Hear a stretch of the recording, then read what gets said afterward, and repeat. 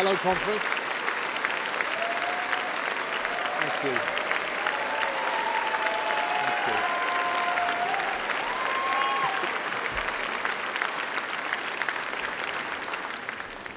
Hello, conference. Thank you for being here in this great city at this historic gathering of the greatest movement for social change our country has ever known. It's a privilege to address you. Thank you. Now, I better get the difficult stuff out of the way. Saturday's result. Whatever you think of that man, whatever he's done, how can Ed Balls be bottom of the leaderboard on Strictly Come Dancing?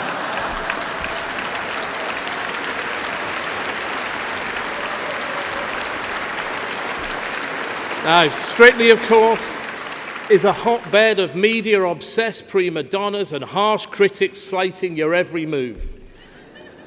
You'd think that after a decade in Parliament, Ed would have done better than that. Disappointing, Ed, to be honest. Whereas I have always aimed to be outstanding in my field. Except when, at quite a critical point this year, I was just out standing in a field. Meanwhile, the Lib Dems are trying to get back onto the field, of course, pitching to our supporters. Tim Farron's been telling people that only the Lib Dems can provide strong opposition. Well, Tim, I do admire your ambition. But, mate, you've only got 8 MPs. You couldn't be the strong opposition in a baton-twirling contest. And as for Theresa May, well, on some issues, I've got time for her. This isn't a joke, by the way, it's the serious bit. As Home Secretary, during my campaign for the truth on child sexual abuse, she tried to do the right thing. And if she really does force an inquiry into the conduct of South Yorkshire Police at Orgreave, she won't just have my support, she'll have the whole Labour movement behind her on that one issue. And she deserves recognition for becoming Britain's second woman Prime Minister. We can't afford for that to be something the Tories keep doing, but we don't. A Labour woman as Prime Minister is long overdue. So, conference, I bear Mrs May no ill will. In fact, to be honest, I feel a little bit sorry for her. She's like a Lib Dem manifesto pledge. She's been abandoned. David Cameron has created the biggest political, financial and diplomatic mess in modern British history, and he's just walked away to write his £1 million memoirs. Working title, Eton Mess. And poor Theresa's left there, wondering where everybody went. I'd like to be able to tell you that Britain is safe in her hands, that the savage cuts and the falling wages and the exploitative work practices are behind us. That now, as others have said, we have a grown-up in charge. But I'm afraid I can't. I've seen up close what it takes to be a Prime Minister, and I've seen what it takes out of you. And Theresa May hasn't got what it takes. Hinkley Point, as Gary Smith said, it was on, it was off, it was still off, then it was on again. This is an enormous national infrastructure project involving a French government firm and £6 billion of Chinese investment.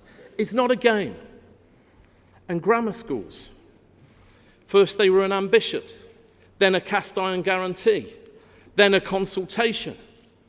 At PMQs, when Jeremy asked her to set out her principles behind a plan, she dodged him. When he challenged her to provide evidence it would boost social mobility, she ducked him. When he demanded to know which experts backed her, she weaved away from him. Ducking and diving, humming and hawing, It's not what you want from a Prime Minister. On the Northern Powerhouse, Heathrow, the single market, the best system of firm but fair immigration, time and time again, we've seen the same shambolic prevarication. Theresa May, or Theresa may not. Who knows? But everyone knows. But everyone knows you can't run a country like that. Now, conference, it will take time. Those press barons will be on her side for now. But if we stay focused and disciplined and determined, then gradually the country will see what we can already see, that she just isn't up to the job. Think about this. Theresa May has no mandate from the voters. She has no mandate from the members of the Conservative Party. She doesn't even have a mandate from a majority of her own MPs. Nobody has voted for Theresa May to be Prime Minister.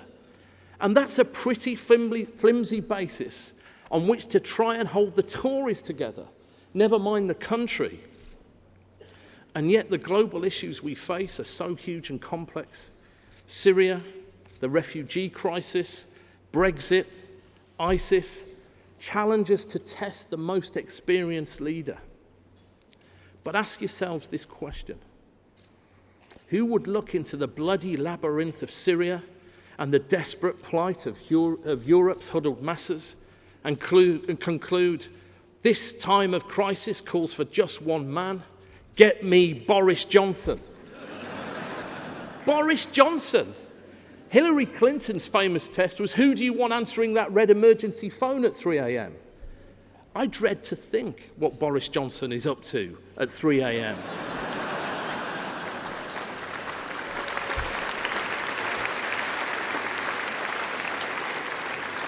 And the Tories tell us we're not serious about national security. He's a bounder and a joker, but these are serious issues. So let me be clear. We're an internationalist party. Our collective principles extend across national boundaries. The Labour family is a global family. On Brexit, we will respect the views of the British people. But we will not let Theresa May and her colleagues hide behind the British people. Mrs May, you're the Prime Minister. You say Brexit means Brexit, but nobody knows what that means. It's a clever soundbite, but a cowardly one. You can't duck this responsibility. People want to know that their jobs and livelihoods are safe, that their pay and conditions won't be worn away. They want to know what's happening with immigration. Don't play words games with our future, Mrs May. It seems like every day brings new things we weren't told in the referendum. Visas to visit Europe now, imported inflation, fear and uncertainty for those EU citizens who've made their lives here, and a new European army that we're not part of, something the UK's always previously blocked, but which we can't block anymore. While Donald Trump wants the USA to look at pulling out of NATO. So, Mrs May, where does that leave the defensive alliance that's kept Europe safe for 70 years? Well, it leaves Labour reaffirming our commitment to NATO, a socialist construct, as our defence spokesman Clive Lewis reminded us yesterday, and trying to persuade our EU colleagues to do the same, and having the same conversation with the Americans. And what's the PM's answer to these intricate new uncertainties? Brexit means Brexit. Well, thanks. On Monday, John McDonnell and Emily Thornberry announced that in government, Labour would replace EU regional funding beyond 2020, bringing vital certainty to so many voluntary sector and academic institutions worried about their survival. Labour clarity compared to Philip Hammond's mealy-mouthed hedges and half-promises. Effective opposition, showing the Tories up for the charlatans they are. If I'm honest, though, it hasn't always felt like that this summer. These haven't been the best few months of my 30 years in the Labour Party. We can't afford to keep doing this. And more importantly,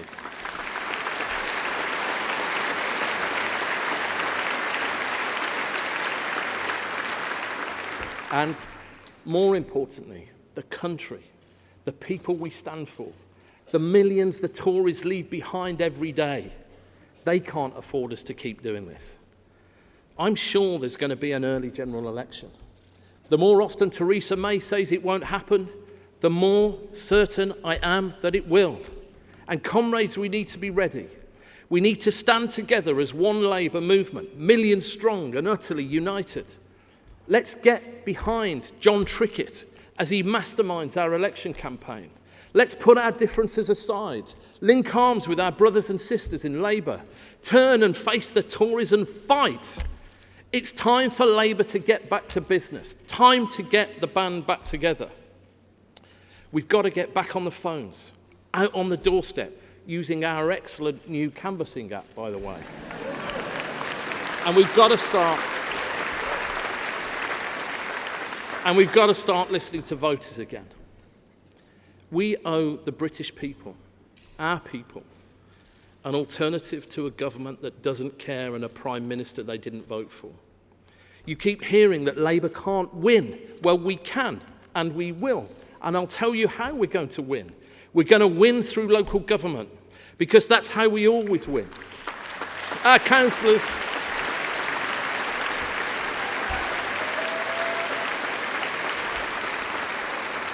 Our councillors are the engine of Labour's electoral machine. It's Labour councillors all over the country who are our leaders and ambassadors in local communities. Our councillors and our trade unions. These are the rocks our movement's built on. Always have been, always will be. And only next May, we're going to fight tooth and nail to win councillors across our shire counties. And we're going to win mayoral elections in Greater Manchester, the West Midlands and Liverpool City region to match that spectacular victory won in London by Sadiq Khan. What a champion he is. What an outstanding representative of our great national capital and our historic Socialist Party. Still relevant, resonant, and winning elections in one of the most dynamic cities on earth. Indeed. Indeed. And in Bristol, we've got Marvellous Marvin, who you've just heard from. What a hero. And our great other conurbations next May. Andy Burnham, Sean Simon and Steve Rotherham are going to follow Sadiq and Marvin's example, and Carwyn in Wales, reminding people what Labour governments look like. How innovative and radical can we be?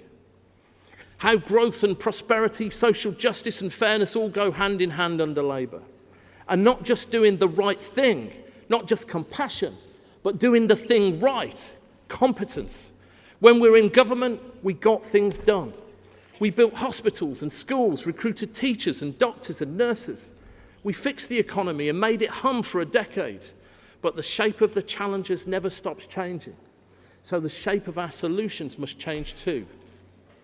If you think the world's changed a lot in the last 25 years, it's nothing to what will happen in the next 25. New automated technologies are fusing the internet, creating models of work and jobs we haven't seen before. Daily, we hear about the machines doing things thought only humans could do, driving cars, drafting contracts, even writing music. It's been called the fourth industrial revolution. A new era of fast technology-driven change, which will transform the world we pass to our children. The potential is enormous. It's deep human progress, huge swathes of things we can get done without doing them ourselves. It's a good thing. But it certainly won't feel like that if you're the one whose job is shrinking and you'll pay along with it. People whose grandparents were time-served trade unionists are now working 60-hour weeks below the minimum wage without any support from a union. It's the dark side of the gig economy. And if you think of the UK as a pie chart, since 2009, the slice that goes to workers as wages has fallen relative to the slice that goes to the capital owners as profit. Labour seems to be diminishing relative to capital. It's there in that Thomas Piketty's blockbuster buck. And in the next Labour government, We must judge ourselves on our ability to redraw that pie chart. The problems of inequality.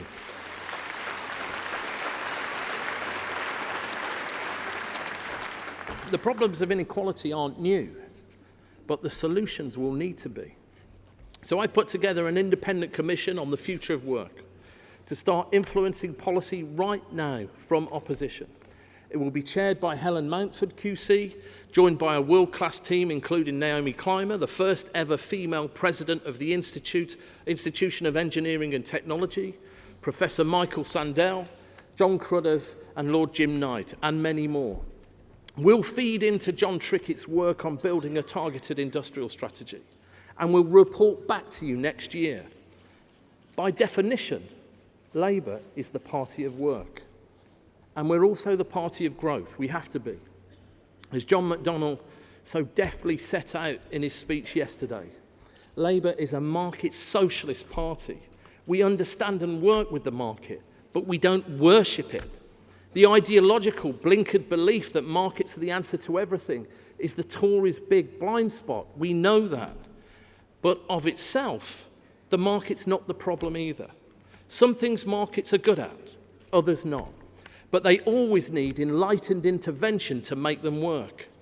Unfettered markets oligopolise. That's why all developed economies have extensive and stringent competition law. And the lower paid end of the labour market never produces by itself outcomes acceptable in a decent society. Without regulation, the labour market just squeezes the price of work down and down until the people at the bottom are crushed. That's why we have a minimum wage. It's why John McDonnell was so right yesterday that we need a real living wage, that real people can afford to live on. It's why we had an agricultural wages board for 65 years till the Tories scrapped it. Why 0 hours contracts are such a rapidly growing instrument of exploitation. Because they're allowed. So come on, Theresa May. If you actually care about a decent society, let's have 0 hours contracts sorted now.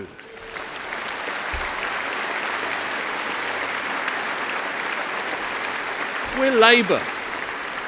Workers should have rights in a decent society, a proper contract, proper pay, decent conditions, and the right to organise.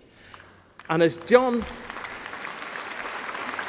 told the BBC yesterday, Labour will create an entrepreneurial state that works with the wealth creators, the workers and the entrepreneurs. He understands, as the Tories don't, that you need both good government and a strong private sector to make a successful society. It's just a fact. Look what happens when you get it right. The 11 years of Labour government between 1997 and 2008 were a completely unbroken period of economic growth. We made the economy work like never before or since. And we lifted 500,000 children out of poverty and lifted 1 million pensioners out of poverty and gave millions of low-paid workers the decency of a national minimum wage and introduced a radically redistributive system of tax credits and winter fuel payments, free TV licences, free bus travels for older people, more than 100 new hospitals, more than 200,000 doctors, nurses, teachers, police officers, firefighters, bringing waiting lists down, school standards up, crime down, more than doubling our overseas aid budget. I could go on. I could go on all afternoon about what we achieved during 11 years of economic growth from a position of national prosperity. We had the space to do good things, and not just economically, but imaginatively. The nation as a whole bought into social justice. From the sunny uplands of increasing prosperity, social democratic government started to feel normal to the people of Britain. I don't know why we've been focusing on what was wrong with the Blair and Brown governments for the last 6 years. But trashing our record is not the way to enhance our brand. We won't win elections like that, and we need to win elections.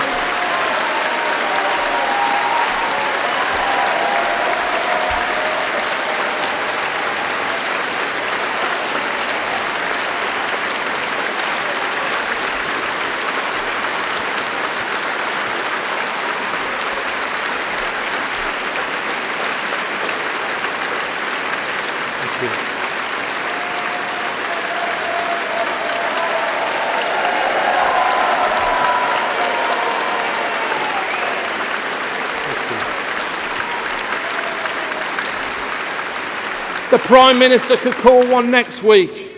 So now is the time to be proud of our party. We have to believe we can win and remember how much we achieve when we do. In the past, Jeremy, I don't think she got the unity memo.